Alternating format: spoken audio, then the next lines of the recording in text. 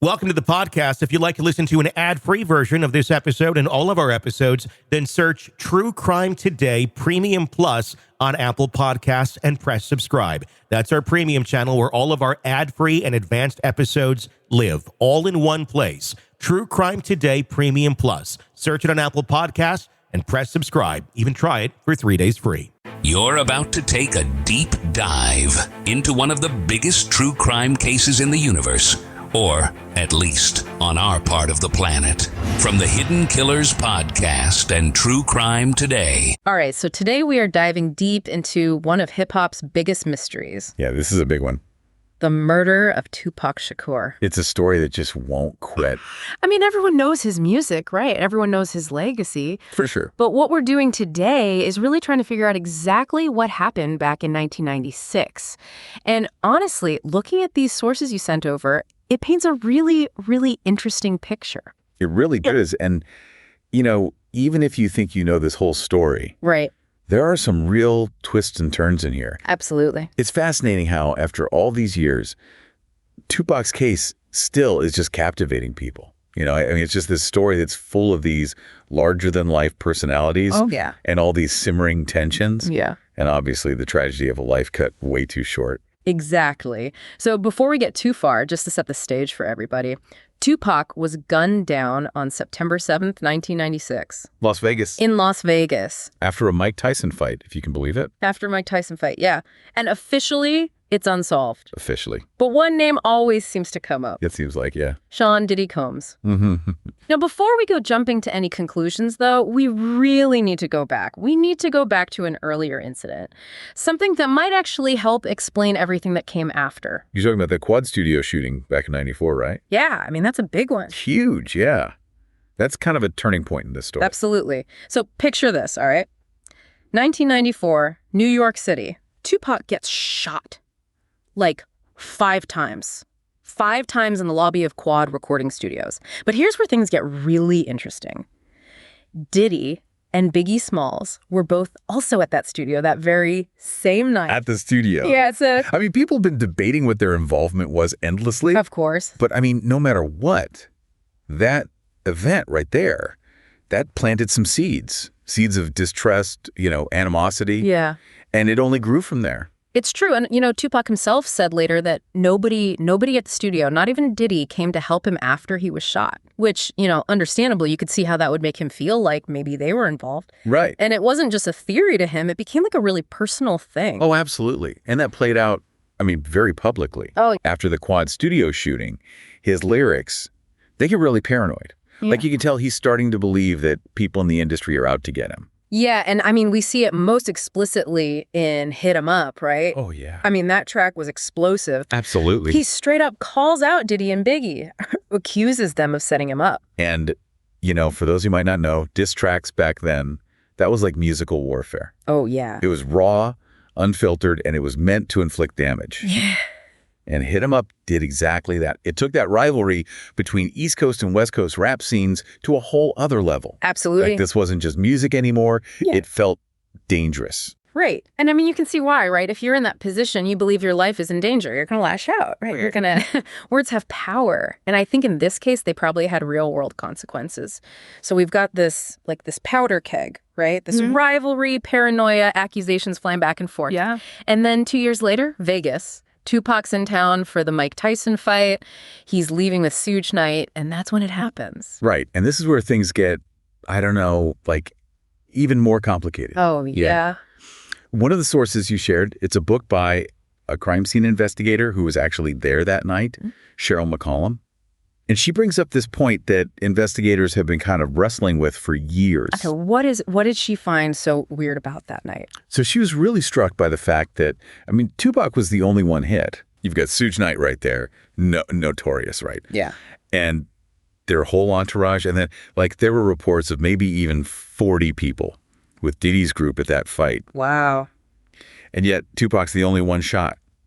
Yeah, that's a good point. I mean, if it was just some random drive-by, you'd think there'd be more people, you know? Exactly. It's like whoever was shooting was aiming for him specifically. Yeah. And that's what's fueled so much of the speculation ever since. Right. Why Tupac? Why no other victims? I mean, it's hard not to connect those two shootings in your mind. Yeah. Quad Studios. Totally. Vegas. And then on top of that, you've got this whole other layer of like the investigation itself. Right. Which has been, shall we say, controversial. A little bit, yeah. Because, I mean, you'd think with a case this big, they would figure it out, right? You would think. But it's still officially unsolved. Yeah. And there have been all these accusations thrown around. Like what? Police corruption. Oh, wow. Mishandled evidence. Witnesses who, suddenly decide they don't want to talk anymore. It's like something out of a movie or something. It really is. Speaking of which, we have to talk about Dwayne Kefty Davis. Oh, yeah, Kefty Day. That's where this story takes a really wild turn. So, 2023, he's arrested, charged with Tupac's murder. Okay, but who is this guy? So, he was a known Crip, and his nephew, Orlando Anderson, had been involved in that fight with Tupac and his entourage. At the casino, right? At the casino, just hours before the shooting. Oh, wow. So this is where it gets even more interesting. Back in 2009, Kefty had actually gone on television, and he claimed that he was in the car that night when Tupac was shot. He even said that Diddy had put a hit out on both Tupac and Suge Knight, offered $1 million. Wow, $1 million. So when he was arrested, did he say anything more about that? Did he implicate himself or anybody else?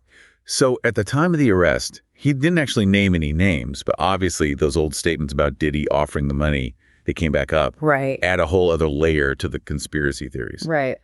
And what did Diddy say about all this? So he's always denied having anything to do with Tupac's murder. Okay. Called Kefty's accusations, quote unquote, pure fiction. Right. But I mean, you got to admit, it's awfully convenient, isn't it? The timing of it all. Yeah. It's a lot of coincidences. And then, as if things couldn't get any crazier, you've got Tupac's family. They jump into all of this in 2024, hire this attorney, Alex Spiro, to investigate Diddy's supposed role. Yeah, and that was a big deal. I mean, it was a pretty clear message that they were not letting this go. Yeah. And according to what's been reported, they actually believe there are people out there, people from Diddy's past, who are ready to talk now. Like they have new information. Wow. So we've got Kef Daly making these claims, right? Right. We've got Tupac's family. They're going after Diddy. And then there's this big old question mark. Does Diddy know more than he's saying? Yeah. And it's not just them. Right. I mean, think about it. This whole thing. It's like a movie, honestly. It really is. And the rumors, I mean, they've been swirling around the music industry forever. Oh, for sure. And it's not just like whispers. You know what I mean? Right. It's in the lyrics. Oh, yeah. Like straight up call outs. You can't ignore that.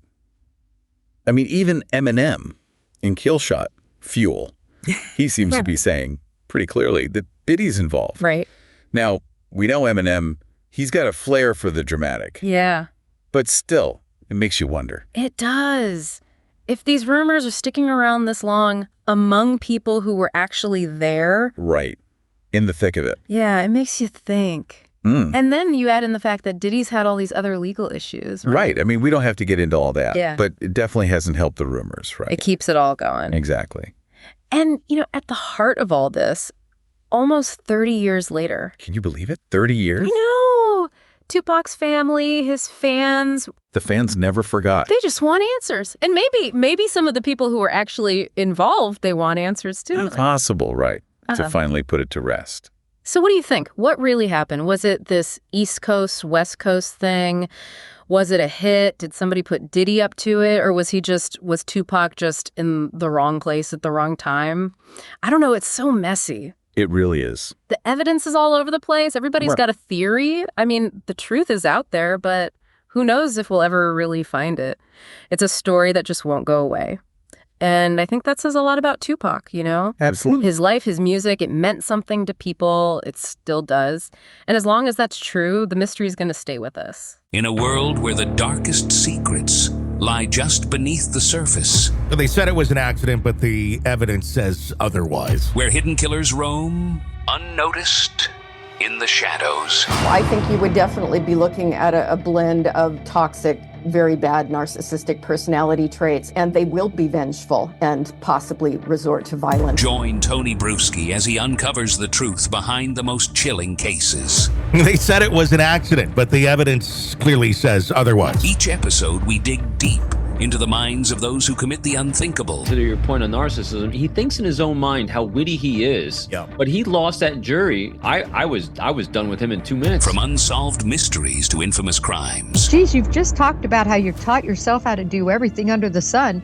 I bet you did a YouTube video, how to best kill somebody with a knife. Hidden Killers with Tony Bruschi takes you where few dare to go. How does someone with such a dark secret go unnoticed for so long? With multiple new episodes every single day. We're not just telling stories, we're seeking justice. Listen now on Apple Podcasts or wherever you get your podcasts. Just search for Hidden Killers with Tony Bruschi.